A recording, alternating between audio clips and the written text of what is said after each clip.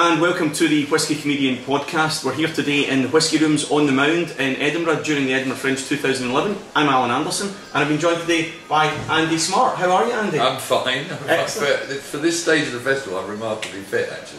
Good. You having a good festival? Yes, I'm having a great festival. So what is it you're up to this year? I'm doing a bit of improv with Phil Jupiters every afternoon at 3:30. I've done the set list show a couple of times. What's the set list show? It's where you get given your set list 15 seconds before you go on.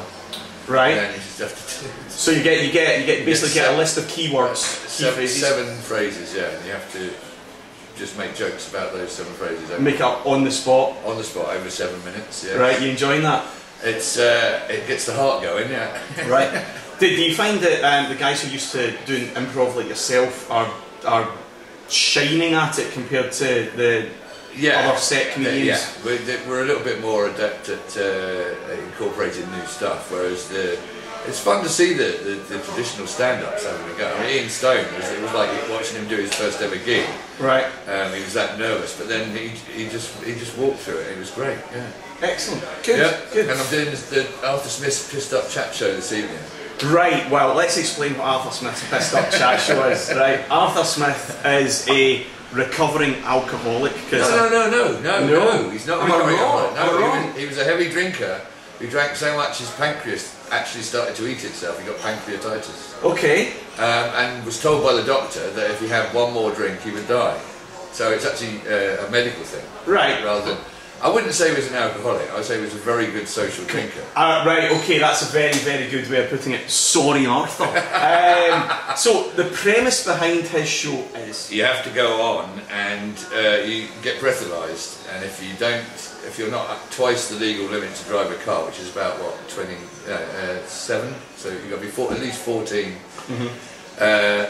to get on the show. Otherwise, he just tells you to go home. Right. So it's a chat show where Arthur is sober, but the guests are pissed. Yeah. Unfortunately, Phil Jupiters doesn't drink at the moment, so he's got me on as the designated drunk. So I'm not even going to be in the chat show. I'm just going to sit on a bar stool and be very drunk. So Phil Jupiters is going to be getting chatted to, and you're going to have to be getting drunk. I'm just going to be drinking and eating pickled eggs and having a great time. Yeah. Awesome. Well, in your history, you've got something around your neck. Yes. What is this medallion here? This is a medallion which shows that I've done 50 bull runs at Pamplona. Right. So every single year you go to Pamplona. I've been doing it since 1982. Yeah. Right. Any injuries? Yeah, I've been hit twice. I had 1 year I got hit. Luckily, the horns went either side of me, but the crest of the on the top of the bull's head broke 3 ribs, and he carried me about 50 yards across the bull ring in front of 25,000 people, all going. It was quite a frightening moment in my life. And then it tossed me about 12 foot in the air, and some Kiwis threw me over the safety fence onto the concrete, which probably the ribs were probably just cracked before that, and then they snapped when I went over the thing, and then I was in hospital for about 3 days. The city of Pamplona pays all medical bills because obviously no insurance policy would cover it. Brilliant, yeah. Yeah, well, it wasn't that brilliant. It was quite painful. But yeah, no, it's very exciting. It's a big adrenaline rush. Good. Well, matching in with that, what we've done today is we've got you to sample the Balvenie Double Wood. Okay, it's a 12-year-old, and it's been aged in 2 different casks. The majority of its life, it's been in a traditional American oak cask, like an old Jack Daniels or an old Jim Beam cask. Like 95% of all the whiskies in Scotland are aged. And then for the last few months, and we're not sure exactly how long, but for anything up to a year, it's been then the spirit has been transferred into another cask, which is an old sherry cask, an old Spanish sherry cask. So what we're doing is we're giving you a hint of Scotland, a hint of aggression, and then a hint of Spanish bloodlust for you. Okay. So when you say that they traditionally use American oak, when did they sort of change over from British oak? Well, they actually never used British oak. What they used to do is they used to use old cognac barrels. That's how it all started out, right? So old cognac barrels, wine barrels, sherry barrels, that kind of thing.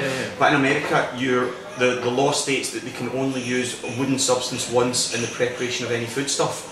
So they can only use that barrel in America once, and then we buy it at a fraction of the cost, and we age all our stuff over here. But we use it twice, 3 times, 4 times. So a barrel in America will last 3-4 years. over here 30, 40 years we'll be using it for. So what we want you to do is have a good taste of that, and because you've got a good knowledge of bulls, what we want you to do is, if this Balvenie, if it was a cut of meat, well, which cut of meat would it be and why?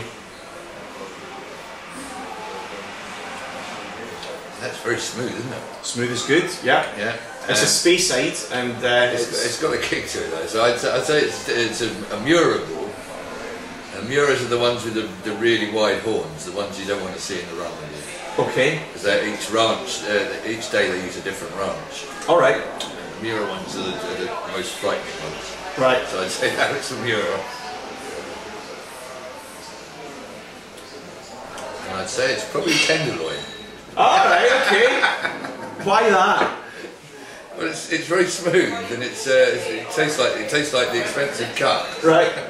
Okay. Well, thank you very much for that. Is it something that you've enjoyed? Something that you would buy? Yeah, that's delicious. Which is all we ask the guys to do. I'm having a bottle of that. Yeah. Good. Right. Well, you're one drink to the good. You've got quite a bit to go before Arthur's show. What time's Arthur's show at? Arthur's show is at 9:15, but I've got to do an improv show this afternoon, and then I'm just going to go solid drinking. Right. So it's 9:15. I want the record. The record's 24. Right. Well, it's 2:15 in the afternoon just now, so you get 7 hours. We've got a couple of these, and we've also got a smoke wood, which the boy from Tape on his face was unable to imbibe because we couldn't get the tape off his face. So we're going to start you off for a good one. Anyway, slash the bar. Thank you very much. I'm Alan Anderson. This is the Whisky Comedian podcast. Doing so here at the Whisky Rooms on the Mound in Edinburgh in the 2011 Fringe. To Andy Smart, thank you very much, and we'll see you next time. Thank you. Bye bye.